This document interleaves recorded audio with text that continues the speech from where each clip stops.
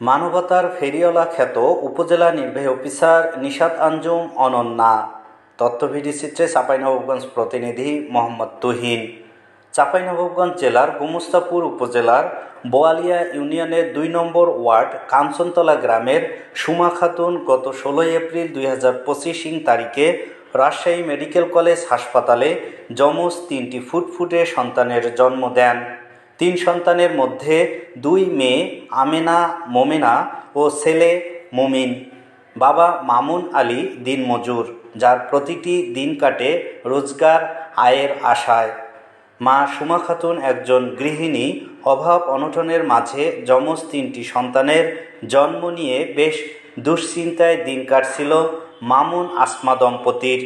বিষয়টি উপজেলা নির্বাহী অফিসার মানবতার ফেরিওয়ালা নিশাত আঞ্জুম অনন্যাকে অবহিত হলে চুপ করে বসে না থেকে রবিবার ৪ মে দুপুর ২টার দিকে তিনি দরিদ্র পরিবারের সেই ছোট্ট ঘরে বাচ্চাগুলোকে দেখার জন্য বোয়ালিয়া ইউনিয়নের কাঞ্চনতলা গ্রামে ছুটে যান এবং কোলে তুলে নেন একে একে ৩ নবজাতককে। আদর করেন মায়ের মতো। বাচ্চাগুলোকে দেখভাল করার জন্য ওই দম্পতিকে বেশ কিছু কৌঠার দুধ, ফিডার, বাচ্চাদের পোশাক ও তোয়ালে দিয়ে আসেন। একজন সরকারি কর্মকর্তার এমন মানবিক ও মাতৃসুলভ আচরণ দেখে এলাকার জনসাধারণের মাঝে বেশ চাঞ্চল্যের সৃষ্টি হয়েছে। চেতনার আলো জ্বালানো ইউএনও এ যেন প্রকৃত অর্থে মানবতার ফেরিওয়ালা।